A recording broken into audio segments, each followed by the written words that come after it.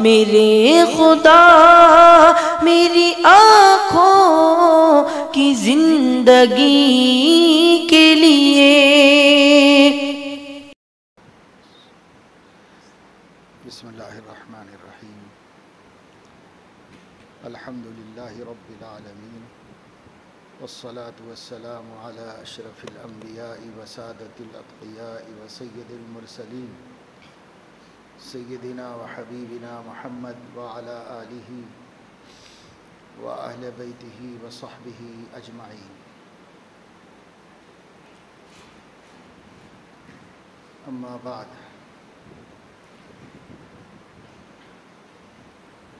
فقد قال اللہ تبارک وتعالی: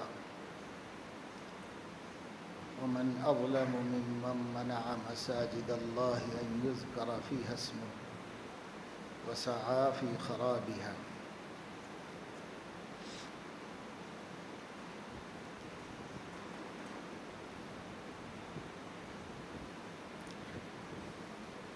وقال تعالى: انما يعمر مساجد الله من آمن بالله واليوم الآخر وأقام الصلاة وآتى الزكاة ولم يخش إلا الله فعسى أولئك أن يكونوا من المهتدين۔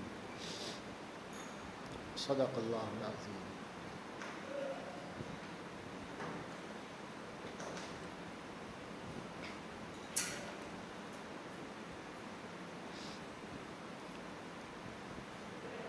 مسجدیں اللہ تبارک و تعالی شانہ کی عبادت اور اس کی بندگی کے لیے قائم کی جاتی ہیں۔ ہر قوم میں بندگی کے لیے کچھ جگہ مختص کی جاتی ہیں اور وہاں اس کو بندگی کے لیے صاف ستھرا رکھا جاتا ہے اور اس میں عبادت کی جاتی ہے۔ اللہ تبارک و تعالی شانہ نے بھی جب یہ کائنات بنائی اور اس میں انسانوں کو بسایا تو کائنات کا سب سے پہلا گھر وہ عبادت کے لیے بنایا گیا اور مکہ مکرمہ میں بنایا گیا۔ قرآن میں کہا گیا ہے: ان اول بیت وضع للناس للذی ببکۃ مبارک وہدی للعالمین۔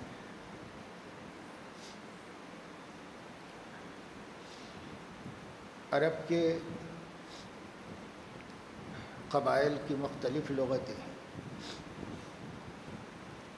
بعض لوگ میم کو با کہتے ہیں اور بعض لوگ جیم کو گاف کہتے ہیں، تو مختلف ان کے اپنے لہجے ہیں۔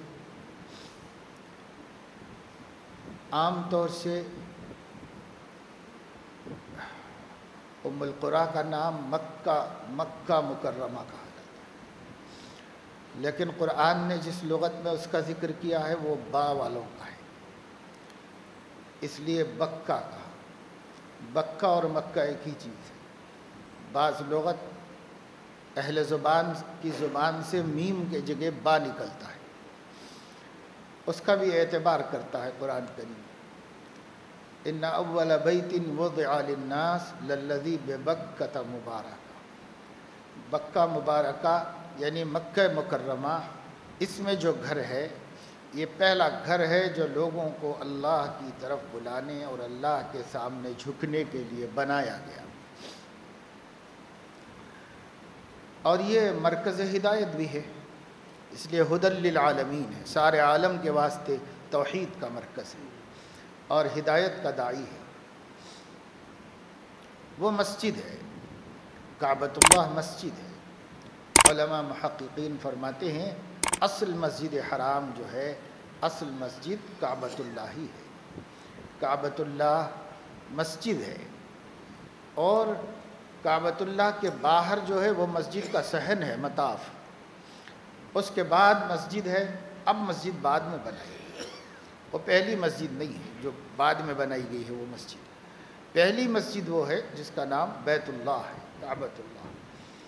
للذی ببکۃ مبارکا وہدی للعالمین، یہ پہلا گھر ہے جو اللہ نے بنایا اس میں، وہ پہلی مسجد ہے جو بندوں کو اللہ کے سامنے سجدہ ریز ہونے اور اس کے آگے جھکنے کے لیے بنائی گئی ہے۔ اس کے بعد پھر جہاں جہاں انسانی آبادی ہوئی ان کی روحانیت اللہ کے آگے جھکنے کا تقاضا کرتی رہی اور وہ وہاں پر عبادت گاہ بناتے رہے۔ مسلمانوں کی عبادت گاہ کو مسجد کہا جاتا ہے کیونکہ ہم سجدہ کہیں نہیں کرتے، ایک ہی جگہ کرتے ہیں، اللہ کے سامنے سجدہ کرتے ہیں۔ اور یوں نماز پڑھنے کے لیے پہلے زمانے میں مسجد کے علاوہ کوئی جگہ جائز نہیں تھی کہ وہاں نماز پڑھی جائے، پچھلی امتوں کو مسجد ہی میں نماز پڑھنا پڑتا، اور اب بھی اہل کتاب عبادت گاہ ہی میں عبادت کرتے ہیں، ہر جگہ عبادت نہیں کرتے۔ ہم لوگوں کے اللہ کی طرف سے بھی، یہود و نصارہ پہلے مسلمان ہی تھے تو ان لوگوں کے لیے بھی مختص تھی، عبادت گاہ میں ہی نماز پڑھ سکتے تھے۔ اور یہ صرف نبی کریم صلی اللہ تعالی علیہ وسلم کی خصوصیت ہے کہ ان کی امت کے لیے روئے زمین کو عبادت گاہ بنایا گیا ہے، مسجد بنایا گیا ہے، یعنی نماز پڑھ سکنے کی اجازت دی گئی، کہیں پڑھ سکتے، مسجد ہی میں پڑھنا ضروری نہیں ہے، لیکن مسجدیں بنائی گئی ہیں نماز پڑھنے کے واسطے، سجدہ کرنے اور عبادت کرنے کے واسطے، اور اس میں ادا کرنا چاہیے۔ لیکن یہ امت قیامت تک کے لیے ہے، اس کا دین قیامت تک کے لیے ہے، اور امت پورے عالم میں پھیلی ہوئی ہے، اور امت کی تعداد تمام امتوں سے کہیں زیادہ ہے، تو ان کے لیے مشقت ہو سکتی تھی کہ مسجد خاص کر دی جائے ان کے لیے، اس لیے خصوصی طور پر اس امت کو اجازت دی گئی، جعلت لی الارض مسجدا و طہورا، روئے زمین کو، پوری روئے زمین کو اللہ تعالیٰ نے میرے لیے دو صفتوں سے خاص کر دیا ہے۔ ایک یہ کہ وہ سجدہ گاہ بن سکتی ہے، کہیں بھی سجدہ کرو اور کہیں بھی نماز پڑھ لو، پاک ہونا شرط ہے، بس جگہ پاک ہو اور کہیں بھی پڑھ لو، اور اس کی پاکی بھی اتنی آسان رکھ دی گئی ہے کہ اس جگہ زمین پر ناپاکی گرے، سوکھ جائے تو زمین پاک ہے، اس کو دھو اور 3 مرتبہ پانی ڈالو اور یہ کرو، یہ سب کچھ نہیں، زمین سوکھ جائے پاک ہو گئی، تو اس کو پاک کر دیا، پاکی کو بھی آسان کر دیا، اور پوری زمین کو سجدہ گاہ بنایا۔ دوسری خصوصیت یہ تھی وہ طہورا، طہور طا کے پیش کے ساتھ پاکی کو کہتے ہیں، اور طا کے زبر کے ساتھ پاکی حاصل کرنے کے ذریعے کو کہتے ہیں۔ تو جعلت لی الارض مسجدا و طہورا، اس کو پاکی حاصل کرنے کا ذریعہ بنایا۔ دو چیزوں کو اللہ نے طہور بنایا ہے، جیسے کہا جاتا ہے کہ انسان طہورین سے پیدا ہوا، 2 پاک چیزوں سے پیدا ہوا، ایک پاک چیز پانی ہے، دوسری پاک چیز مٹی، یہ بھی طہور ہے، یہ بھی طہور ہے، یعنی خود پاک ہونا کا بہت سی چیزیں ہیں جو خود پاک ہیں، لیکن یہ خود پاک ہونے کے علاوہ دوسرے کو یعنی انسان کو پاک کر سکتے ہیں۔ جیسے پانی سے آپ اپنی نجاست حکمی کو دور کر سکتے ہیں، وضو کی ضرورت ہے، پانی نہیں تو پھر مٹی ہے، تیمم کرو اور آپ کی نجاست ختم، پاک کرنے والی چیز۔ غسل کی ضرورت ہے، پانی نہیں ہے یا پانی مضر ہے یقینی طور پر، تو پھر پانی کی جگہ آ جائے گی مٹی، تیمم کر لو، غسل بھی ہو گیا، اور تیمم کر کے نماز پڑھو، تیمم کر کے نماز پڑھاؤ۔ ایک صحابی نے حضرت عبداللہ ابن عمر ابن العاص رضی اللہ تعالیٰ عنہ نے سفر میں سخت جاڑا اور سردی تھی، نہانے کی حاجت ہو گئی، اس لشکر میں حضرت ابو بکر، حضرت عمر رضی اللہ عنہما بھی تھے، انہوں نے تیمم کیا، چونکہ وہ امیر تھے تو امام بھی تھے، نماز پڑھائی۔ بعد میں یہ بات حضور علیہ السلام کے سامنے آئی تو حضور علیہ السلام نے فرمایا جی تم نے تیمم کر کے نماز پڑھائی؟ کہا یا رسول اللہ سخت سردی تھی اور مجھے نہانے کی حاجت تھی، نہاتا تو ہلاکت کا اندیشہ تھا، اور قرآن کہتا ہے لا تلقوا بأیدیکم الی التہلکہ، تو میں نے اس قرآن کی آیت کو سامنے رکھا اور بجائے غسل کے تیمم کر لیا، اور چونکہ امام تھا تو نماز پڑھائی۔ حضور علیہ السلام نے اس پر نکیر نہیں فرمائی اور اس کو غلط نہیں قرار دیا۔ اس لیے علماء نے فرمایا کہ آدمی کے لیے پانی موجود نہ ہو یا ہو مگر مضر ہو، اب سفر میں نہ گرم کر سکتا، نہ گیزر، نہ چولہا، نہ کچھ، اب بعض دفعے بعض علاقوں میں سردی اتنی سخت ہوتی ہے آج بھی کہ ان علاقوں کے اندر اکڑ جانے کا خطرہ اور اندیشہ ہوتا ہے، تو اسلام نے کہا کہ متبادل ہے اس کے واسطے۔ متبادل کیا ہے؟ ایک طہور پانی ہے اور ایک طہور نہ ہو تو دوسرا طہور مٹی، اس سے فائدہ اٹھا لو، اور دونوں کا تیمم ایک ہی ہے۔ ایک صحابی کو، دو صحابی کو سفر کے اندر نہانے کی حاجت ہو گئی، ایک نے تو نماز نہیں پڑھی کہ بھئی ناپاکی میں نماز کیسے پڑھیں گے، اور ایک نے مٹی میں کپڑے اتار کے پورا سر سے پیر تک لوٹ پوٹ ہو کے تیمم کیا اور انہوں نے نماز پڑھی۔ دونوں کا قصہ حضور علیہ السلام کی خدمت میں آیا۔ حضور علیہ السلام نے فرمایا بھائی تم کو پتہ نہیں تھا تیمم کر کے نماز پڑھنی چاہیے تھی، نماز کیوں قضا کر دی؟ اللہ نے دوسری پاکی رکھی ہے، اس پاکی سے حاصل کر لیتے۔ اور ان سے کہا کہ یہ اتنا سب کرنے کی ضرورت نہیں تھی، بس ایک مرتبہ مٹی پر ہاتھ مارتے ہو اور چہرہ مل لیتے اور ایک دفعہ ہاتھوں کو مل لیتے، بس ختم۔ اس لیے حضور علیہ السلام نے بتلا دیا کہ وضو والا تیمم بھی وہی ہے، غسل والا تیمم بھی وہی ہے، اور اگر ضرورت ہو تو جیسے پانی طہور ہے، ماء طہور ہے، ایسے ہی عرض بھی طہور ہے۔ جعلت لی، میرے لیے، اس کا مطلب یہ ہے کہ ان سے پہلے کسی امت کے لیے، کسی امت کو یہ خصوصیت نہیں دی گئی تھی۔ اس لیے آپ صلی اللہ علیہ وسلم نے فرمایا فضلت علی الانبیاء بست، 6 باتوں میں میں دوسرے نبیوں پر فضیلت دیا گیا ہوں، یعنی 6 ہی نہیں ہیں لیکن ایک موقع پہ 6 بیان، ورنہ فضیلت تو حضور علیہ السلام بہت چیزوں میں دیے گئے ہیں انبیاء علیہ السلام سے، 6 7 8 کی بات نہیں ہے، سینکڑوں۔ بعض علماء نے بتایا وہ صرف نبی کی خصوصیت ہے، ہمارے نبی صلی اللہ علیہ وسلم کی، تو اس میں ایک یہ بتایا جعلت لی الارض مسجدا وطہورا، پوری روئے زمین نماز پڑھنے کے قابل بنا دی گئی، کہیں نماز پڑھو۔ یہاں تک کہ امام بخاری رحمۃ اللہ علیہ نے کشتیوں میں نماز پڑھنے کا باب قائم کیا اور اس کے لیے احادیث لائی، اور سب معلوم ہے کہ پانی کے اوپر بھی نماز پڑھ سکتے ہیں، کہ پانی زمین پر ہے، آدمی کشتی کے اندر جا رہا ہو، نیچے سب پانی، اب اس کشتی کے اندر نماز پڑھ سکتا ہے، اور نماز پڑھنا ہے، اس کو چھوڑنا نہیں ہے وہاں پر بھی۔ اسی طریقے سے فضا میں بھی نماز پڑھ سکتا ہے، اس لیے کہ ہوائی جہاز میں جا رہا ہو اور وہاں پر نماز پڑھنے کی اس کے لیے سہولت ہو تو سہولت کے سے نماز نہیں چھوڑ سکتے، لیکن تنگی ہو اور سہولت نہ ہو اور مشکل ہو تو پھر اس کے حکم ہیں۔ فقہا نے فرمائے ہیں کہ ہمارے علماء فرماتے ہیں کہ نمازی کی مشابہت اختیار کر لے اور بعد میں نماز پڑھ لے، تو سہولتیں تو دی گئی ہیں، لیکن میں آپ کو یہ بتا رہا ہوں کہ مسجد جو خاص بنائی جاتی ہے، اگرچہ کہ روئے زمین پہ کہیں پڑھ لو، کاشتکار اپنے کھیتوں میں پڑھ لے، اسی طریقے سے مزدور جہاں مزدوری کر رہا ہو وہاں پر پڑھ لے، آج کل آفیسوں میں زیادہ وقت نہیں ملتا، کہیں جا نہیں سکتے، مسجد تک پہنچ نہیں سکتے، وہیں پڑھ لے نماز، جہاں موقع مل جائے پڑھ لے، چھت پہ پڑھ لے اور تخت پہ پڑھ لے، زمین پر پڑھ لے، زمین کی جنس سے کوئی بھی چیز ہو اس کے اوپر آپ نماز پڑھ لیں۔ نماز پڑھنا مسجد میں مگر فضیلت کی بات ہے۔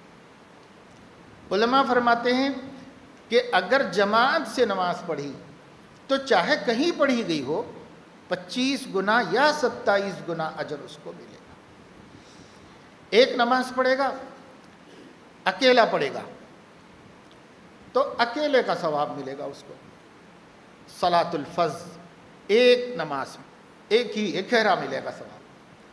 اگر ایک شخص کو بھی لے کر جماعت کر لیا تو 25 گنا یا 27 گنا اس کو اجر و ثواب ملے گا جماعت کی نماز پڑھنے کی وجہ سے۔ اور 27 گنا کیوں ملتا ہے؟ تو مقاصد شریعت کے جاننے والوں نے بہت سی حکمتیں بیان کی، ہم اس کے جاننے کے محتاج بھی نہیں۔ ثواب ملتا ہے، یہ پکی بات ہے، یقینی بات ہے۔ احادیث صحیحہ سے معلوم ہوتا ہے ایک شخص پڑھے، 2 کو کسی طرح کر لے، یہاں تک کہ علماء نے فرمایا دوسرا کوئی مصلی نہ ملے تو ایک بچے ہی کو اپنے ساتھ میں لے، وہ بچہ اس کے ساتھ میں کھڑے ہو جائے تو اس کی بھی جماعت 25، اب نماز 25 گنا ہو گیا۔ تو 25 گنا بچہ نہ ملے تو کسی اپنے محرم کو، محرم پہلے جاننا چاہیے کہ کس کو کہتے ہیں۔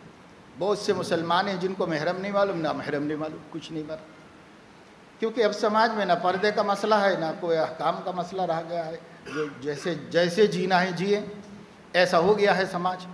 محرم جاننا چاہیے کہ محرم کس کو کہتے ہیں شریعت۔ محرم کو لے کر نماز پڑھ لے تو جماعت کی ہو جائے گی اس کی نماز، بچے کو لے کر نماز پڑھ لے تو جماعت ہو جائے گی، یا کوئی اور بڑا مل جائے تو اچھا ہی ہے، لیکن کم سے کم 2 سے جماعت ہو جائے گی۔ 3 اعلیٰ درجے کی جماعت ہے، کیونکہ جماعت جمع ہے، اس کا اطلاق 3 افراد پہ ہوتا ہے، اس لیے 3 کو لے کر پڑھے۔ حضور علیہ السلام نے 2 کے ساتھ پڑھی ہے۔ مثلا آپ صلی اللہ علیہ وسلم جب تہجد کے لیے اٹھے اور حضرت میمونہ رضی اللہ تعالیٰ عنہا ام المومنین کے گھر کی باری تھی، تو حضرت میمونہ کے بھانجے حضرت عبداللہ ابن عباس رضی اللہ عنہما بھی گھر میں سو گئے تھے، وہ چھوٹے تھے، نابالغ تھے۔ حضور علیہ السلام اٹھے تو انہوں نے سب سے پہلا کام تو یہ کیا کہ ان کے لیے پانی کا انتظام کر دیا۔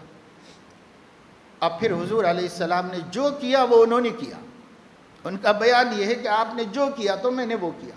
آپ اٹھے، اٹھنے کے بعد چہرہ مل لیا، میں نے بھی چہرہ مل لیا۔ پھر آپ نے کچھ ذکر کیا، میں نے بھی کیا۔ آپ کھڑے ہوئے، مشکیزے کے پاس گئے اور وہاں مختصر سا وضو بنایا، میں نے بھی ویسے وضو بنا لیا۔ آپ نے نماز کی نیت باندھ لی تو میں نے بھی نماز کی نیت باندھ لی، لیکن میں آپ کی بائیں طرف تھا تو آپ نے اپنا دست مبارک میرے سر پہ رکھ کر پیچھے سے داہنی جانب کر لیا مجھے۔ تو وہ بچے کو لے کے بھی پڑھ لی نا، حضور علیہ السلام نے جماعت سے نماز پڑھ لی، اور حضور صلی اللہ علیہ وسلم نے ان کے ذوق عمل کو دیکھ کر اتنے خوش ہوئے کہ اپنے سینے مبارک سے چمٹا کر ان کے لیے علم اور فقہ کی دعا فرمائی، اور پھر وہ دعا ایسی مقبول ہوئی کہ صحابہ کرام میں اتنا تفقہ رکھنے والا کوئی اور نہیں تھا جتنا ابن عباس۔ عمر میں چھوٹے تھے سب سے، لیکن علم میں دوسروں سے سب سے بڑھ گئے، کیونکہ نبی کی دعا ان کو مل گئی تھی، نبی پاک صلی اللہ علیہ وسلم نے دعا دے دی تھی۔ تو اس طرح جماعت سے نماز پڑھیں تو ثواب ملتا ہے۔ اور لیکن مسجد میں نماز پڑھنے کا مرتبہ تو پھر بھی حاصل نہیں ہوتا۔ بہت سے لوگ ہیں کہ جماعت یہاں بھی کر لیں گے، جماعت یہاں بھی کر لیں گے، کوئی عذر ہو تو الگ بات ہے، کوئی وقت ایسا ہو جائے کہ بھئی آدمی مسجد کی جماعت نہیں پا سکتا یا نہیں پہنچ سکتا، یا کہ کوئی زیادہ اہم ضروری کام میں ہے تو جماعت کر لے، ثواب بجائے 1 کے 25 گنا مل جائے، اور یہ بہت بڑا فائدہ ہے، اس فائدے کو چھوڑنا نہیں چاہیے۔ اس لیے علماء نے فرمایا 1 ملے تو 1 سے ہی کر لو جماعت، بچہ ملے تو بچے ہی سے کر لو، وہ بھی نہیں ہے گھر میں پڑھ رہے ہیں تو محرم ہے تو محرم کو لے لو اور محرم کے ساتھ پڑھ لو، لیکن جماعت سے پڑھ لو، کیونکہ 24 گنا کو چھوڑ دینا کوئی سمجھدار آدمی مسلمان تو نہیں کر سکتا ایسا کہ بلا وجہ 24 گنا کو چھوڑ دو، تو یہ ثواب جماعت سے کہیں پڑھے مل جائے گا، لیکن مسجد کا ثواب پھر بھی نہیں ملے گا، مسجد کی فضیلت پھر بھی حاصل نہیں ہوگی۔ اب اگر مسجد جا کر ہم نماز پڑھیں تو کتنا بڑھے گا؟ تو اس کا تو کوئی ذکر نہیں، کیونکہ جتنی حدیثیں ہیں اس میں اکیلے پڑھنے اور جماعت سے پڑھنے کا فرق بتایا گیا۔ مسجد والی فضیلت اس میں نہیں بتائی گئی۔ مسجد کی فضیلت مسجد تک پہنچنے کے فضائل بیان کی گئی۔ مثلا ایک حدیث میں ہے کہ بشر المشائین فی الظلم بالنور التام یوم القیامہ، جو لوگ مسجدوں کو اندھیرے میں جاتے ہیں، یعنی عشاء کی نماز کے لیے جا رہے ہیں، فجر کی نماز کے لیے مسجدوں کو جا رہے ہیں، اندھیرے کا وقت ہوتا ہے، تو جو لوگ اندھیرے میں مسجدوں کو جاتے ہیں ان کو خوشخبری سنا دو کہ قیامت کے دن وہ اندھیرے میں نہیں ہوں گے، نور کامل ان کے ساتھ ہوگا، پوری روشنی کے ساتھ پل صراط پر ہوں گے، پوری روشنی کے ساتھ، جہاں جہاں اندھیرا ہوگا، قبر میں اندھیرا ہوگا اور حشر میں اندھیرا ہوگا اور پل صراط پر اندھیرا ہوگا، جہاں اندھیرا ہوگا دوسرے لوگ اندھیرے میں ہوں گے، لیکن اندھیروں میں مسجدوں کو جا کر نماز پڑھنے والے وہ اندھیرے میں نہیں ہوں گے، ان کے ساتھ روشنی ہوگی، وہ اپنی روشنی لے کر چل رہے ہوں گے قیامت کے دن۔ اسی طریقے سے فرمایا کہ جو شخص نماز کے ارادے سے وضو بنا کر گھر سے چلے تو راستے میں جتنے قدم چلے گا ہر قدم پر ایک نیکی لکھی جائے گی یا ایک گناہ مٹایا جائے گا۔ اب آدمی جتنی دور سے آئے، جس کو جہاں سے توفیق ہو جائے مسجد آنے کی، بنو سلمہ کے مکانات مسجد سے دور تھے، مسجد کے قریب میں کچھ پلاٹنگ ہوئی اور وہ بک رہی تھی مسجد نبوی شریف کے۔ انہوں نے حضور علیہ السلام سے اپنا خیال ظاہر کیا کہ ہم کو بہت دور سے نماز پڑھنے کے لیے آنا ہوتا ہے، ہمارا محلہ بہت دور ہے، تو یہاں پلاٹنگ ہو رہی ہے، ہم چاہ رہے ہیں کہ یہاں مسجد کے قریب میں لے لیں اور وہاں بیچ دیں گے اپنا گھر، یہاں بنا لیں گے۔ تو حضور علیہ السلام نے فرمایا کہ نہیں، جہاں ہیں وہیں پر رہو، کوئی ضرورت نہیں ہے مسجد کے قریب آنے کی، مسجد کے قریب آنا کوئی فضیلت کی چیز تو نہیں ہے، البتہ تم وہاں سے آ رہے ہو تو جو اجر مل رہا ہے وہ گھٹ جائے گا تمہارا، یہاں آ جاؤ گے 2-3 قدم میں مسجد میں آ جاؤ گے، 10-20 قدم میں آ جاؤ گے، اب جس بستی سے آ رہے ہو اس بستی سے ہر قدم پر ایک نیکی لکھی جاتی ہے یا ایک گناہ مٹایا جاتا ہے یا دونوں ہوتے ہیں، روایات مختلف ہیں۔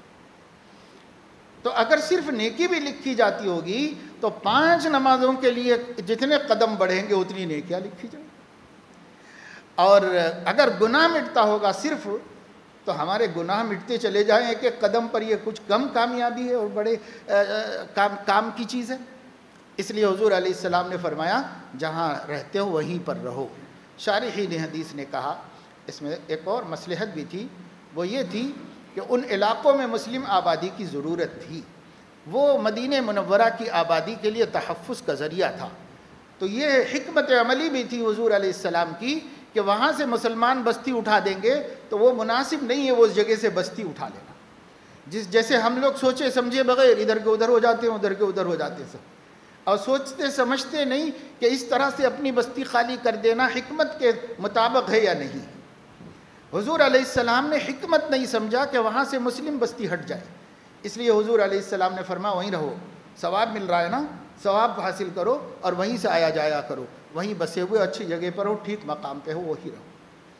تو حضور صلی اللہ تعالیٰ علیہ وسلم کے تو خیر ہر ہدایت میں حکمتیں ہیں اور بہت حکمتیں ہیں، اب علماء اس میں ڈھونڈ کے نکالتے ہیں، کھوجتے ہیں۔ میں یہ بتا رہا ہوں کہ فضیلت پھر مسجد کی کیا ہے، یہ مسجد جانے آنے کی فضیلت ہے، اور جماعت کی نماز تو یہاں پڑھو تو اتنی ہے، گھر پڑھو تو اتنی ہے جماعت سے، تو پھر خاص مسجد کی فضیلت کیا ہے؟ تو بعض محققین نے، بعض حدیث کے شارحین نے یہ بتایا ہے کہ اکیلی نماز اور جماعت کی نماز میں جو فرق ہے وہ ثواب کی زیادتی تعداد کے اعتبار سے، کمیت کے اعتبار سے، عدد کے اعتبار سے، اور مسجد کے باہر کی نماز اور مسجد کے اندر کی نماز کا جو فرق ہے وہ کیفیت کے اعتبار سے، کہ باہر کی نماز کی شان کچھ اور ہے، اب مسجد میں ادا کی جانے والی نماز کی شان اور اس کی کیفیت اور اس کی روحانیت میں ترقی وہ الگ چیز ہے، وہ نہیں مل سکتی چاہے جماعت ہی سے باہر پڑھ لی جائے، پھر بھی نہیں مل سکتی، وہ مسجد میں آنے کے بعد ہی مل سکتی ہے۔ اس لیے مسجد کی فضیلت بہت زیادہ ہے، اور مسجد کی اہمیت بہت زیادہ ہے۔ بلا سخت مجبوری کے مسجد کی جماعت کو آدمی ترک نہ کرے، اور اگر مجبوری سے مسجد کی چھوڑے تو کم سے کم جماعت تو ترک نہ کرے۔ اب بالکل ہی کوئی ایسی بات ہو جائے کہ اب کوئی صورت نہیں بنتی تو اکیلا نماز پڑھے، وہ ہارے درجے کی چیز ہے، آخری درجے کی چیز ہے۔ تو یہ نبی کریم صلی اللہ تعالیٰ علیہ وسلم نے اس کا حکم دیا ہے، اس کی ہدایت دی ہے۔ یہ مسجد کے آداب۔ مسجد اللہ کا گھر ہے، سب سے پہلا گھر جو بنایا گیا وہ مسجد بنائی گئی۔ پھر حضور علیہ السلام مدینہ منورہ تشریف لائے ہجرت کر کے، تو آپ نے جو وہاں پہلی تعمیر کرائی وہ مسجد کی تعمیر کرائی، اس کے بعد اپنے حجرات کی تعمیر کرائی، پہلے مسجد کی، اور آپ اکیلے آئے تھے، فیملی کو ساتھ نہیں لائے تھے، تو اب ابو ایوب انصاری کے گھر میں مقیم رہے اور مسجد کا پہلے بندوبست کرایا بستی میں۔ ایک جگہ تھی، حضور علیہ السلام نے انصار سے کہا کہ اس جگہ کا مجھ سے سودا کرو۔ انہوں نے کہا ہم اللہ کو گواہ بناتے ہیں کہ یہ ہم نے آپ کو دے دیا ہے۔ تو حضور علیہ السلام نے فرمایا کہ نہیں، میں ایسے لینا نہیں چاہ رہا ہوں، میں سودا کر کے لینا چاہ رہا ہوں۔ وہ 2 یتیم بچوں کی ملکیت تھی۔ حضور علیہ السلام نے ان یتیم بچوں سے سودا کرا کہ حضرت ابو بکر سے قیمت دلوا دی اس کی۔ وہاں پر کچھ کھجور کے درخت تھے، کچھ مشرکین کی قبریں تھیں، اور کچھ کھڈر تھے، پرانے مکانات جو ڈہ گئے تھے، مٹ گئے تھے، ایسے کھڈر تھے۔ ان سب کو برابر کر کے لیول کر دیا گیا، قبریں اکھاڑ کر کے وہ دوسری جگہ پھینکوا دی گئی، اور کھجور کے درخت کاٹ کے اسے تعمیر میں لے لیا گیا۔ اور وہاں پر حضور علیہ السلام نے مختصر سی سیدھی سادی مسجد بنوائی۔ اس مسجد کے بنانے کے بعد حجرات تعمیر کرائے، پھر فیملی کو مکے سے بلوایا اور ان کو یہاں پر اپنے گھروں میں رکھایا۔ تو پہلا کام اللہ نے جو کیا روئے زمین پر وہ مسجد کی تعمیر۔ اب پہلا کام سرور عالم صلی اللہ علیہ وسلم نے دار الہجرہ میں جو کیا وہ مسجد کی تعمیر کا کام۔ اسی طریقے سے مساجد مسلمانوں کی عبادت گاہ ہیں، سجدہ گاہ ہیں۔ اس کا نام عبادت گاہ بھی نہیں رکھا جاتا، اس کا نام مسجد ہے، عہد اول سے لے کے آج تک۔ کعبۃ اللہ کی تعمیر سے بھی اب تک اس کا نام مسجد ہے، کیونکہ یہ سجدہ کرنے کی جگہ ہے۔ نماز اللہ کے آگے، اللہ کے سامنے پڑھی جاتی ہے، اور مومن اپنے جبین نیاز کو سوائے اللہ کے اور کسی کے سامنے نہیں جھکاتا۔ اس لیے صرف ہماری نماز میں سجدہ ہے، اللہ کے آگے سجدہ ہے، اللہ کے علاوہ کسی کے آگے ہمارا کوئی سجدہ نہیں ہے، اور کوئی جگہ نہیں ہے جہاں ہم جا کے سجدہ کریں۔ اس لیے اسی کا نام مسجد ہے، مسجد۔ وَأَنَّ الْمَسَاجِدَ لِلَّهِ فَلَا تَدْعُوا مَعَ اللَّهِ أَحَدًا۔ مسجدیں سب اللہ کی ہیں، سجدوں کا حق صرف اللہ کا ہے، پس تم اللہ کے علاوہ کسی اور کو مت پکارو، یعنی اس سجدہ بھی مت کرو، کسی اور کو نہیں۔ عبادت صرف اللہ کی ہے، اور عبادت میں سجدہ رکھا گیا ہے، نماز والی عبادت میں سجدہ رکھا گیا، وہ سجدہ کرو، اللہ کے سامنے سرو سجود ہو جاؤ۔ کبھی انسان وفور جذبات سے، اللہ کے تشکر سے، اللہ کے احسانات کے تصور سے اگر اللہ ہی کے لیے خارج نماز میں بھی سجدہ ریز ہو جائے تو وہ سجدہ بھی اللہ کا ہے، اللہ ہی کے لیے وہ سجدہ ہے۔ لیکن اس کے علاوہ کسی دوسرے کی تعظیم و احترام کے لیے اسلام میں سجدہ نہیں رکھا گیا۔ وہ رستہ کھولتا تھا شرک کا، اس لیے اس رستے کو نبی نے بند کر دیا۔ پہلے لوگ گڑبڑ کرتے تو نبی آ کے درست کر لیتے تھے، اب جب نبی نہیں آنا ہے تو ایسا کوئی کام رکھا ہی نہیں گیا اسلام میں کہ گڑبڑ کا رستہ کھلے، ایسا کوئی کام اسلام میں رکھا ہی نہیں گیا، تاکہ یہ دین ہمیشہ قیامت تک اس دین کی پہچان توحید خالص ہو جائے، یہ اس دین کی پہچان ہو جائے، توحید خالص اور اتباع سنت، یہ دین کی پہچان بنا دی۔ اس لیے اسلام میں شریعت میں ہر اس چیز کو مٹایا گیا، اچھی بھی تھی تو ختم کر دیا گیا۔ کیوں؟ اس واسطے کہ وہ رستہ کھول سکتا تھا توحید کو متاثر کرنے کا، یا اتباع سنت کو متاثر کر کے بدعات کا دروازہ کھول سکتا تھا۔ اس وجہ سے اسلام میں سب دروازے بند کر دیے گئے، نہ بدعات کا دروازہ کھل سکتا ہے، نہ دین اسلام کو صحیح طریقے پر اختیار کرو تو شرک کا دروازہ کھل سکتا ہے۔ یہاں توحید کامل اور اتباع سنت، اور کچھ نہیں ہے اسلام کے اندر۔ یہ ہمیں دیا گیا، اور ان مسجدوں کے آداب بتائے گئے۔ اتنے آداب ان مسجدوں کے بتائے گئے ہیں کہ حدیث کی کتابیں مستقل آداب المساجد سے بھری پڑی ہیں۔ خود امام بخاری رحمۃ اللہ علیہ نے کتاب الصلاۃ میں اور چیزوں سے پہلے مسجد کے آداب بیان فرمائے، مسجد کے آداب بہت تفصیل سے بیان فرمائے۔ مسجد کا کتنا ادب ہے، مسجد کو پاک صاف رکھنے کا حکم ہے۔ جب حضرت ابراہیم اور اسماعیل علیہ السلام نے کعبۃ اللہ کی تعمیر کی، نہیں دوبارہ تعمیر کی، نئی تعمیر، اور اس کے بعد اللہ رب العزت کے سامنے انہوں نے اپنے اس عمل کو پیش کیا کہ اللہ اس کو قبول کر لیجئے، آپ کے حکم سے ہم نے اس کو بنا دیا ہے، تعمیر کر دیا ہے۔ تو اللہ رب العزت نے ان دونوں کو وحی بھیجی اور فرمایا کہ ٹھیک ہے مسجد تو بن گئی ہے، لیکن اب اس مسجد کو طواف کرنے والوں کے لیے اور اعتکاف کرنے والوں کے لیے اور نماز پڑھنے والوں کے لیے پاک صاف رکھیے۔ ان طہرا بیتیا للطائفین والعاکفین والرکع السجود، کیونکہ مسجد یا تو طواف کے لیے ہے، بیت اللہ کی مسجد یا تو طواف کے لیے ہے، یا اعتکاف کے لیے ہے، یا نماز کے لیے۔ تو اللہ تعالیٰ نے فرمایا ان طہرا، آپ دونوں مل کر میرے گھر کو کن کے لیے پاک صاف رکھیے؟ طواف کرنے والوں کے لیے، اعتکاف کرنے والوں کے لیے اور رکوع سجدہ کرنے والوں کے لیے پاک صاف رکھیے، یہ حکم ہے۔ اب تو مسجد کے ذمہ دار اور کمیٹیاں اعتکاف کرنے والوں سے گھبراتے ہیں، کیونکہ پاک صاف رکھنا پڑتا ہے۔ وہاں حکم پیغمبروں کو دیا گیا ہے کہ نمازیوں کے لیے پاک صاف رکھو، حکم ان طہرا، آپ دونوں، ایک ابراہیم ہے ایک اسماعیل ہیں، اللہ اکبر، اللہ کہہ رہے ہیں مسجد میرا صاف رکھو، میرا گھر صاف ستھرا رکھو، تم دونوں متولی ہو، تم دونوں مل کے اس کو صاف ستھرا رکھو۔ اللہ ان کو اس کا حکم دے رہے ہیں۔ کس کے لیے صاف ستھرا رکھو؟ طواف تو دوسری مسجدوں میں ہوتا نہیں، کہیں بھی نہیں ہوتا، صرف وہی ہوتا ہے، اور اسی مسجد کا ذکر چل رہا ہے۔ تو فرمایا طواف کرنے والوں کے لیے، اعتکاف کرنے والوں کے لیے اور رکوع سجدہ کرنے یعنی نماز پڑھنے والوں کے لیے پاک صاف رکھیے اس کو۔ یہ عبادتیں یہاں ہوتی ہیں، ان عبادتوں کا انتظام آپ دونوں کی ذمہ داری ہے۔ حضرت ابراہیم کرتے رہے، پھر حضرت اسماعیل کرتے رہے، پھر ان کی آل اولاد، اور آج تک الحمدللہ جس کو اللہ توفیق دیتا ہے، ایسا انتظام ہے کہ دنیا میں کہیں اس کا تصور نہیں ہو سکتا۔ ایسا انتظام ہے حرمین شریفین کا، اللہ کی طرف سے ہوتا ہے، وہ آسمانی نظام۔ ورنہ اب تو سلاطین کو نہ نماز سے دلچسپی ہے نہ مسجد سے دلچسپی ہے، وہ تو ایک نظام ہے اللہ کا۔ اللہ اپنے گھر کا انتظام خود کرتا ہے، کسی سے بھی کروائے گا۔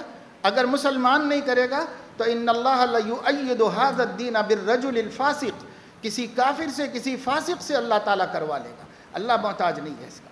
اللہ نے پہلے اعلان کر دیا کہ ہم جس سے چاہیں گے کرا لیں گے، آپ ہی کریں کوئی ضروری نہیں ہے، ہاں آپ کریں تو آپ کی سعادت ہے، کہ ایمان والوں نہیں تو اور کون کرے گا۔ تو ان مسجدوں کا احترام بہت ضروری ہے، ان مسجدوں کی صفائی ستھرائی بہت ضروری ہے، ان مسجدوں کو پاکیزہ رکھنے کا ضروری ہے۔ حضور علیہ السلام مسجد میں تشریف لائے تو قبلے کی دیوار پر آپ کو بلغم نظر آیا۔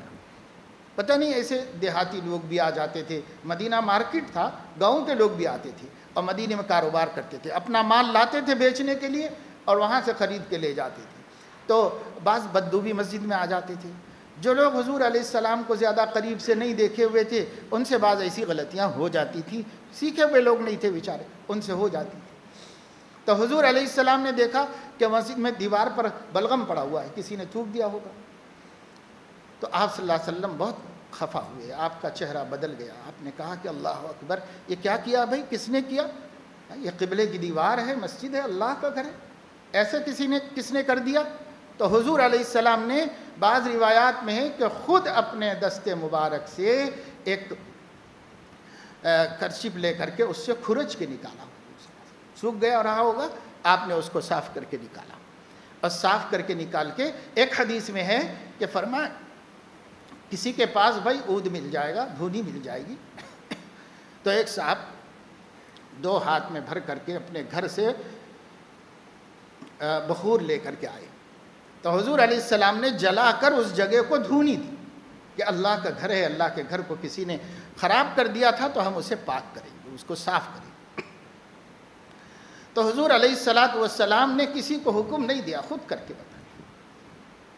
اللہ کے نبی صلی اللہ علیہ وسلم حکم دیتے. ابھی ایسے آج کل کے زمانے میں یعنی کسی ایک جگہ کی بات نہیں کہہ رہا ہوں، دنیا بھر کی بات میں کر رہا ہوں کہ کوئی بھی مسجد کا متولی ہوگا تو وہ متولی کبھی خود کرے گا، خود نہیں کرے گا، بلکہ دوسرے کارندوں سے کہے گا کہ صاحب یہ کیوں پڑا ہوا ہے، وہاں تنکا کیوں ہے، وہاں کچرا کیوں ہے، وہاں جھاڑو کیوں نہیں لگی، یہاں پر فنائل کیوں نہیں ڈالا گیا، پوچھے گا. اور یہ متولی کون ہے؟ محبوب خدا ہے، امام الانبیاء ہے. صحابہ سب کے سب غلام تھے، اگر چہرے سے نہیں ابرو سے بھی اشارہ کر دیتے تو 10-20 دوڑ کے آتے، لیکن حضور علیہ السلام نے اپنے ہاتھوں سے اس بلغم کو کسی جاہل امتی کا صاف کیا، اور حضور علیہ السلام نے دھونی منگائی اور خود دھونی دی، اور اس کے بعد فرمایا اگر نماز میں کسی کو اچانک بلغم آ جائے، کبھی ایسا ہو سکتا ہے انسان کو، تو دیکھو ادھر ادھر نہیں تھوکو، داہنی جانب بھی مت تھوکو، آگے کی طرف بھی مت تھوکو، بلکہ اپنے بائیں قدم کے نیچے تھوک کر مل دو، کیونکہ وہ مٹی کی صفحے تھی، ایسے جانمادے بیچے ہوئے نہیں ہوتے تھے وہاں پر، اس لیے فرمایا بائیں پیر کے نیچے تھوک کر کے وہیں مل دو مٹی میں، کیونکہ ناپاک بھی نہیں ہے. اور فرمایا ایک دوسری حدیث میں کہ اگر کسی کو نماز میں تھوکنے کا تقاضا ہو جائے تو نہ سامنے تھوکے نہ داہنے، بلکہ اپنے بائیں تھوک لے، یا اپنا کپڑا لے کر بتایا چادر کا کنارہ کہ ایسے لے لو چادر، اس میں تھوک لو اور ایسے مل دو اس کو، اور مگر اللہ کے گھر میں مت گرنے دو، اللہ کے گھر میں مت گرنے دو. اللہ کا گھر بہت احترام کے قابل ہے، یہ اللہ کی نسبت ہو گئی ہے اس گھر کو، ہے تو اینٹ پٹی کا گھر لیکن نسبت ہو گئی اللہ کی ذات سے، اللہ کی ذات سے ہو گئی ہے، اس لیے اس کی بہت. اور آگے نہ تھوکو اس لیے کہ قبلہ ہے، داہنے نہ تھوکو اس لیے کہ نیکیاں لکھنے والا فرشتہ ہے، اس کا احترام ضروری ہے. اب بائیں طرف اس لیے تھوک لو کہ بدی لکھنے والا فرشتہ رہتا ہے، مگر مسجد میں چونکہ کوئی گناہ ہوتا نہیں ہے اس وجہ سے وہ وہاں موجود نہیں رہتا، اس لیے اب اس کے احترام کا مسئلہ نہیں ہے، وہاں تھوک لو بائیں جانب، کیونکہ فرشتہ ہٹ جاتا ہے کہ میرا کیا کام ہے، یہاں بندہ نیکی کرنے آیا ہے، میرا کوئی کام ہی نہیں ہے، تو بدی والا فرشتہ ہٹ جاتا ہے، اس لیے بائیں جانب تھوک سکتے ہو. اس لیے حضور علیہ السلام نے فرمایا بائیں جانب تھوک لو. غرض یہ ہے کہ اللہ کے گھروں کا بڑا احترام ہے، بہت اس کے طرف سے ہم بے توجہی برت رہے ہیں. ہم لوگ جیسا احترام کرنا چاہیے اللہ کے گھر کا ایسا احترام کرتے نہیں کرنے کی وجہ یہ ہے کہ جانتے نہیں، تعلیم بھی نہیں دیتے، ماں باپ بھی نہیں سکھاتے بچوں کو لاتے تو ہیں لیکن سکھا کے نہیں لاتے بچوں کو، اور راستے میں بتاتے نہیں بیٹا ہم کہاں جا رہے ہیں، اس لیے کہ ہم ہی لوگوں کو اللہ کے گھر کا احترام نہیں آتا تو ہم اپنے بچوں کو کیا سکھائیں. اللہ کے گھر کے احترام پر بہت حدیثیں آئی ہیں، اللہ کے گھر کے احترام پر بہت آیتیں نازل ہوئی ہیں. اور مسجدوں میں شور شغب کی اجازت نہیں، مسجدوں میں باتیں کرنے کی اجازت نہیں ہے. میں یہ مساجد کے سلسلے میں آج آپ کو ایک تمہیدی بات بتایا ہوں، اور مسجد کے آداب کی جو خلاف ورزیاں ہو رہی ہیں اس کے بارے میں اگر اللہ پاک نے توفیق دی تو میں آئندہ بتاؤں گا. بالخصوص اس وجہ سے بھی کہ مسجد کے بعد ذمہ داروں نے مجھے بتایا کہ جو فرسٹ فلور پر نماز پڑھنے والے ہیں یہ نہ بیان سنتے ہیں نہ خطبہ سنتے ہیں، کچھ نہیں، سب باتیں کرتے ہیں، سب آپس میں باتیں کرتے رہتے ہیں، روکنے کے باوجود کوئی نہیں مانتا. بچے 15 سال سے لے کے 25 سال تک کے نوجوان سب فرسٹ فلور کے اوپر ہیں، سب باتیں کرتے رہتے ہیں الا ماشاء اللہ، اور کوئی ماننے کو تیار نہیں ہے کہ بھئی خاموش بیٹھنا چاہیے، مسجد میں آئے ہیں، خطبہ ہو رہا ہے، بیان ہو رہا ہے، ادب سے بیٹھنا چاہیے، باتیں سنو، یہ باتیں سنو گے تو ہی ہم دین پر رہ سکیں گے.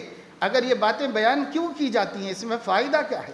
اس لیے ہی تو بیان کی جاتی ہے مسلمان کے کان میں کچھ پڑتا رہے، اور مسلمان اپنے دین سے تھوڑا تھوڑا کر کے واقف ہوتا رہے، ہر ہفتہ تھوڑی تھوڑی باتیں کان میں پڑتی رہے اور وہ اپنے دین سے بے خبر نہ رہے. کیونکہ اب ماں باپ تو نہیں سکھاتے، کم سے کم مسجد کے خطبوں میں تو سن لے، لیکن یہ بھی نہیں سکھایا گیا کہ مسجد میں جانا کیسے چاہیے، بیٹھنا کیسے چاہیے، سننا کیسے چاہیے. اوپر بولنے والا نظر بھی نہیں آتا، نظر نہیں آنے سے بھی ایک جو ہے غفلت ہوتی ہے. یہاں چونکہ نظر آتا ہے تو کم سے کم لوگ توجہ دھیان سے سن لیتے ہیں. فرسٹ فلور پر سیکنڈ فلور پہ بولنے والا دکھائی بھی نہیں دیتا تو تھوڑا سا نفسیاتی طور پر بھی توجہ نہیں ہوتی. لیکن میرے عزیزو، اللہ کا گھر ہونے کو بار بار سوچو کہ یہ اللہ کا گھر ہے، یہ ہمارے نانی کا گھر نہیں ہے، یہ ہمارے باپ کا گھر نہیں ہے، دوست کا گھر نہیں ہے، یہ اللہ کا گھر ہے۔ اللہ کون؟ احکم الحاکمین۔ اللہ تعالیٰ کون؟ ساری کائنات کے مالک و خالق ہیں، ان کا گھر ہے۔ اس کو بار بار سوچو، اس کو بار بار سوچنے سے ہمیں احترام کی توفیق مل جائے گی۔ نہیں تو مسجدوں کی بے احترامی اگر غفلت سے ہو جائے تو چلو پھر بھی اللہ معاف کر دے، لیکن جانتے بوجھتے اگر مسجد کا، نماز کا، خطبے کا، بیان کا بے احترامی کریں گے تو اس میں خطرہ ہے کفر۔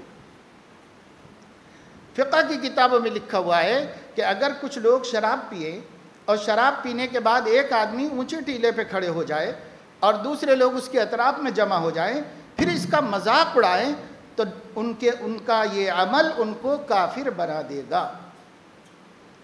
اس واسطے کہ ایسا منظر وہ مسجد کا منظر ہے کہ امام یا خطیب یا ہمارے نبی ممبر پہ کھڑے ہوتے تھے اونچی جگہ پر اور لوگ اطراف میں جمع ہو کر سنتے تھے۔ یہ منظر مسجد کا منظر ہے، ایمان کا منظر ہے، دین کا منظر ہے۔ اگر شرابیوں نے ایسا منظر کا مذاق اڑایا تو کافر ہو جائیں گے سب۔ تو آج اگر ہم مسجدوں کا احترام نہیں کرتے، جانتے بوجھتے نہیں کرتے، اور مسجد میں بیان بھی ہو رہا ہے اور بک بک بھی ہو رہا ہے، جیسے مستورات کا اجتماع ہوتا ہے۔ مستورات کا اجتماع کی آپ لوگوں کو تجربہ نہیں ہوگا، ہم لوگوں کو تجربہ ہے۔ ہم جا کے بیان کرتے ہوتے ہیں، وہ لوگ بھی بیان کرتے رہتے ہیں، اندر دونوں کا بیان چلتے رہتا ہے، وہ سب کے سب بولتے رہتے ہیں، اور ہم بھی باہر سے زور زور سے چلا چلا کے بولتے رہتے ہیں کہ جتنی بڑی آواز نکالو شاید کم پڑیں گے تو خاموش تو ہوگے، نہیں خاموش ہوتے، وہ بھی بولتے رہتے ہیں، ہم بھی بولتے رہتے ہیں۔ ایک جگہ اجتماع مستورات کا ہوا، شادی خانہ تھا، بیچ میں پردہ لگا ہوا تھا، ادھر مرد بیٹھے ادھر عورتیں، بیچ میں اسٹاج بنایا پردے کے پیچھے۔ ہم سے کہا کہ بیان کرو، اب میں بیان کرنے بیٹھا، ہم سے پہلے سے بیان چل رہا ہے پیچھے، اتنا چل رہا ہے کہ ان کی آوازیں ہماری سجائی نہیں دے رہا ہے کہ ہم کیا بولیں۔ تو بار بار اعلان ہوا کہ بھئی خاموش ہو جائیے، اب بیان شروع ہو رہا، اب بیان شروع ہو رہا، اب بیان شروع۔ بعد میں نے کہا کہ دیکھو اگر ایسا ہے کہ آپ ہی لوگ بولنا چاہتے ہو تو آپ ہی لوگ بولو، ہم سب ادب سے سن لیں گے آپ کی بات، آپ ہی لوگ بولتے رہو جو بولنا ہے، اور اگر ہماری سننا چاہتے ہو تو ذرا چپ بیٹھ جاؤ، چپ بیٹھیں گے نہیں تو سنائے گا کیسا سنانے والا۔ تب کہیں جا کر کے آہستہ آہستہ کچھ آوازیں ختم ہوئیں، تب بیان ہوا۔ تو بھائی مستورات میں تو یہ ہوتا ہے کہ مستورات بیچاری عورت وہ زبان بند رکھنے پہ قادر نہیں ہے، لہٰذا مولوی صاحب باہر بیان کر رہے ہیں، وہ اندر بیان کر رہی ہے، دونوں کا چل رہا ہے، کیا خالہ جان، کیا مامی جان، کیا ان سے سب سے انٹی پنٹی چلتے رہتا ہے، ان لوگوں کا اپنا خیر خیریت، بہو ساس سب، ادھر بیان بھی ہوتے رہتا ہے، ادھر باتیں بھی چلتی رہتی ہیں۔ شب برات میں، شب قدر میں بیان ہوتا ہے، وہاں سے چٹیاں بھیجی جاتی ہیں، بعض فکر مند عورتیں بھیجتی ہیں، کہتی ہیں کہ ذرا آپ اعلان کریے، یا کوئی سننے ہی نہیں دے رہا ہے، سب بک بک کر رہے ہیں۔ تو کاہے کے لیے شب برات میں آئے ہیں، شب قدر میں، اس میں بھی باتیں کرتی، تو ان کو سننا تھوڑا ہی ہے، ان کو سنانا ہے۔ لیکن یہ نسوانیت جو ہے ہمارے نوجوانوں میں آ جائے تو بڑی تعجب کی بات ہے، بھئی نوجوان تو پہلوان ہیں، نسوانیت کہاں سے آ گئی اس کے اندر؟ کہہ رہے سب باتیں کر رہے ہیں آپس میں، اور بیان ہو رہا ہے یا خطبہ ہو رہا ہے عربی کا، تب بھی باتیں کر رہے ہیں آپس میں باتیں۔ ہرگز ایسا مت کرو، یہ توہین ہے، یہ اسلامی منظر کی توہین ہے، یہ اسلام کے شعار کی توہین ہے۔ اس سے اندیشہ ہے کہ ہمارا ایمان سلب نہ ہو جائے۔ اس وجہ سے مسجد کا بڑا احترام کرو۔ داخل ہوتے ہی تصور میں آ جانا چاہیے کہ ہم اب کسی عام جگہ پر نہیں ہیں، ہم کسی خاص جگہ پہ آ گئے ہیں۔ آواز بھی بلند نہیں کر سکتے، بیٹھنا بھی احترام سے ہے، یہاں اگر کسی کو لیٹنا پڑے تو لیٹنا بھی احترام سے ہے، یہاں پر نماز پڑھنے کا بھی طریقہ ہے، یہاں تلاوت کرنے کا بھی طریقہ ہے، بہت آداب ہے مسجد کے، ان آداب کو ہم نہیں جانتے۔ حضرت مفتی شفیع صاحب رحمۃ اللہ علیہ نے ایک مستقل رسالہ لکھا، دعب الساجد فی آداب المساجد، مسجد کے آداب پر مستقل کتاب لکھی، اور امام بخاری نے مسجد کے آداب پر 20 عنوانات کے تحت میں آداب جمع فرما دیے ہیں، اور دوسرے محدثین نے اس سے زیادہ لکھ دیے ہیں، اور امام احمد ابن حنبل نے تو سینکڑوں حدیثیں جمع کر دی ہیں کہ مسجد کے یہ احکام ہیں، مسجد کے یہ احکام ہے۔ اپنے کو کچھ پتہ ہی نہیں، ہم ہی کو نہیں، ہمارے بچوں کو ہم نے کیا سکھایا؟ جب بچوں کو بھی نہیں سکھایا تو وہ آ رہے ہیں بالکل۔ اب تو ہمارے بچے نوجوان ایسے ہو گئے ہیں جیسے آسمان نے پھینکا ہو اور زمین نے اپڑا ہو، اور اسی میں وہ خود سے پل گئے، ان کو کسی نے نہیں پالا، ایسے ہو گئے ہمارے بچے، کچھ نہیں۔ اگر کوئی کسی کے پالے ہوئے ہوتے تو کچھ تو اپنا کلچر سکھائے ہوتے، کچھ تو اپنے دین کا ان پر اثر انداز نظر آتا ہوتا، تو یہ ایسا لگتا کسی کے پالے ہوئے نہیں ہیں۔ یہ خود سے آسمان نے پھینکا اور زمین نے گود لے لیا اور وہ خود ہی پل گئے اور کسی نے پالا نہیں ان کو، ایسا لگتا ہے۔ اللہ اللہ، ہمارے بچے بہت مظلوم ہیں۔ ہم نے اپنے جوانوں کو کچھ نہیں سکھایا کہ خدا کون، نبی کون، ان کی عزت کیا، ان کا مقام کیا، مسجد کا احترام کیا، بیت اللہ کا مقام کیا، کچھ بھی نہیں ہم ان کو بتائے ہوئے ہیں۔ اس لیے وہ کلب کو اور مسجد کو برابر سمجھتے ہیں، دونوں وہاں کلب میں جیسے دل لگی کرتے ہیں، مسجدوں میں بھی آ کے یہی کرتے ہیں، ایسے ہی کرتے ہیں، وہ کوئی فرق ہی نہیں سمجھتے۔ وہ سمجھتے ہیں لوگوں کے جمع ہونے کی جگہ ہے بس۔ ارے بھائی بیت اللہ ہے، مسجد ہے، اس حوالے سے کیا ہم نے ان کے دلوں میں احترام کے بیج بوئے کہ ان کے دلوں میں اللہ کا ایک تصور آ جاتا۔ تو یہ بڑا خسارہ ہم نے اپنی نسل کا کیا ہے۔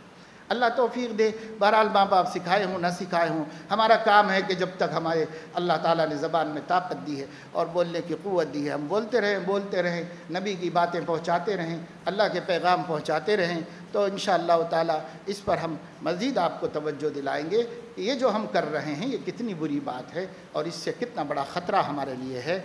چاہے آپ مسجد کے کسی فلور پہ ہوں، ایسے بیٹھیے جیسے اللہ دکھ رہے ہوں اور اللہ کی بارگاہ میں ہم بیٹھے ہوئے، ایسے بیٹھیے مسجدوں کے اندر۔